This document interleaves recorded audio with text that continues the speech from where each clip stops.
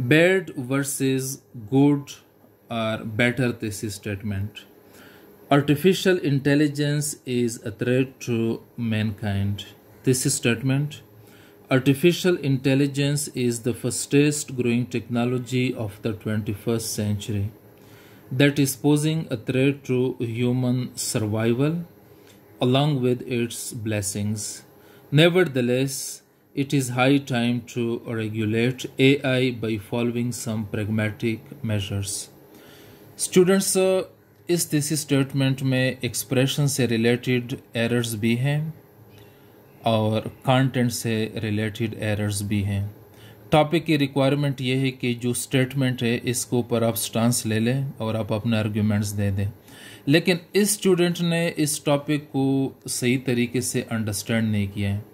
इस स्टूडेंट ने जो अंडरस्टैंड किया है वो इस तरह है कि AI is a double edged sword offering immense benefits, posing significant risks, जो अक्सर हम लिखते हैं प्रोज एंड कॉन्स। ये वो टाइप ऑफ आर्ग्यूमेंटेटिव ऐसे नहीं है। या पे आप सिंपली स्टांस ले लें कि AI is a threat to mankind, और फिर आप अपने आयरन क्लेड, वाटर टाइट या आप कॉम्प्रिहेंसिव साइंटिफिक आप अपने आर्ग्यूमेंट्स दे दें। स्टूडेंट्स, अगर यहाँ पे हम बात करेंगे AI के बेनिफिट्स के हवाले से या AI के रिस्क के हवाले से, या पे स्टूडेंट्स मैंने 5 बेनिफिट्स और 5 रिस्क्स मैंने लिस्ट किए। Improved health care, enhanced productivity, personalized education, optimized supply chains, increased safety, job displacement, bias and discrimination, dependence on technology, cyber security risks, lack of accountability। ये 5 एडवांटेजेस है और ये 5 disadvantages है।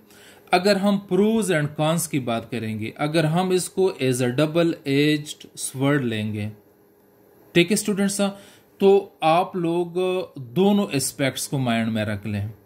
इस तरह यहाँ पे मैंने लिस्ट किए, लेकिन यहाँ पे टॉपिक की रिक्वायरमेंट तो डिफरेंट है।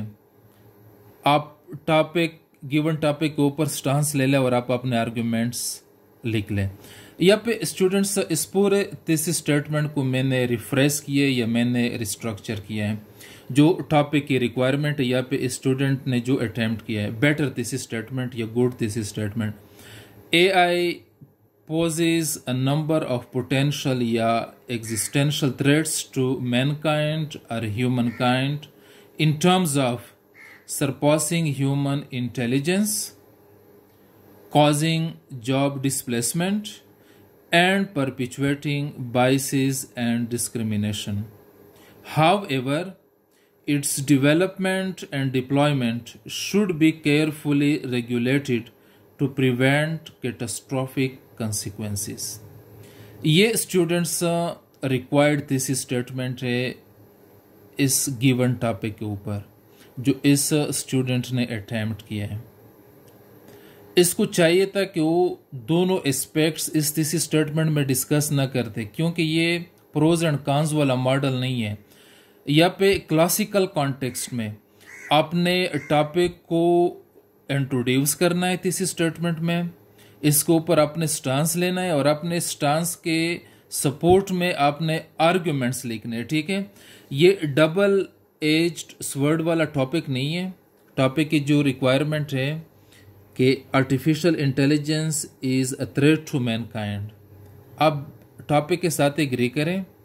अगर आप एग्री नहीं करना चाहते फिर भी आप लिख लें कि artificial intelligence is not a threat to mankind, फिर भी आपने आर्ग्यूमेंट्स लिखना अपने स्टांस के सपोर्ट में।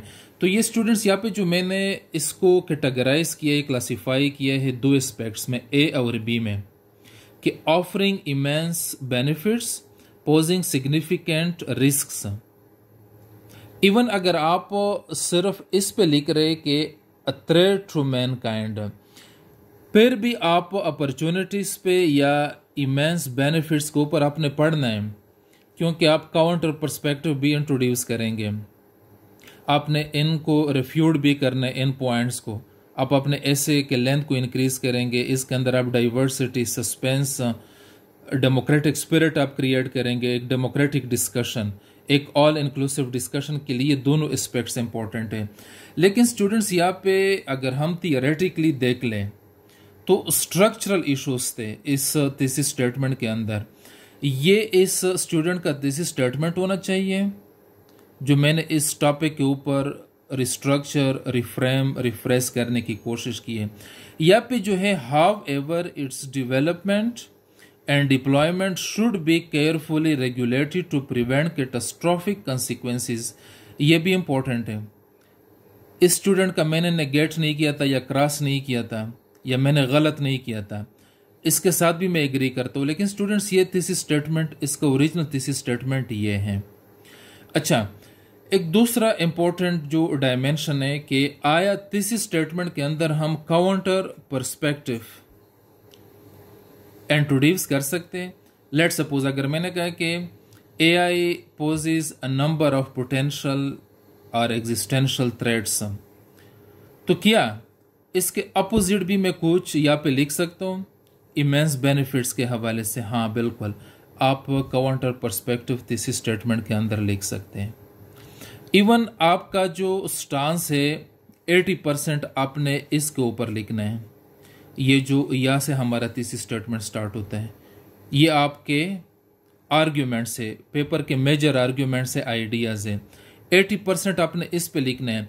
20% जब आप काउंटर पर्सपेक्टिव ऐसे में लिखते हैं 20%, वो आप थीसिस स्टेटमेंट के अंदर भी इंट्रोड्यूस कर सकते हैं, वो आप ऐसे के इंट्रोडक्शन के अंदर भी लिख सकते हैं। लेकिन कोशिश करें कि अपने आप को कंफ्यूज ना करें। कोशिश करें कि काउंटर पर्सपेक्टिव 20% आप ऐसे के बॉडी में लिख सकते हैं। थीसिस स्टेटमेंट के अंदर चीज़ों को कॉम्प्लेक्स ना करें, या पे आप चीज़ों को आसान करें, ठीक है। थीसिस स्टेटमेंट के रिक्वायरमेंट्स को आप अंडरस्टैंड कर लें और कोशिश करें कि टॉपिक, गिवन टॉपिक के रिक्वायरमेंट्स के मुताबिक आप अपना थीसिस स्टेटमेंट फ्रेम करें। तीसरा इंपॉर्टेंट क्वेश्चन ये है कि अक्सर स्टूडेंट्स क्वेश्चन रेस करते हैं कि सर सेंटेंसेस कितने होने चाहिए, या लाइंस या वर्ड्स। कोशिश करें कि पहले सिंपल सेंटेंस में लिख लें, अगर नहीं है कंपाउंड सेंटेंस में भी लिख सकते हैं, कॉम्प्लेक्स सेंटेंस में भी लिख सकते हैं। और आपके थीसिस स्टेटमेंट में 30 से लेके 40 या 50 तक वर्ड्स होने चाहिए। वो आपके स्टाइल पे डिपेंड करता है और टॉपिक के रिक्वायरमेंट्स के हवाले से।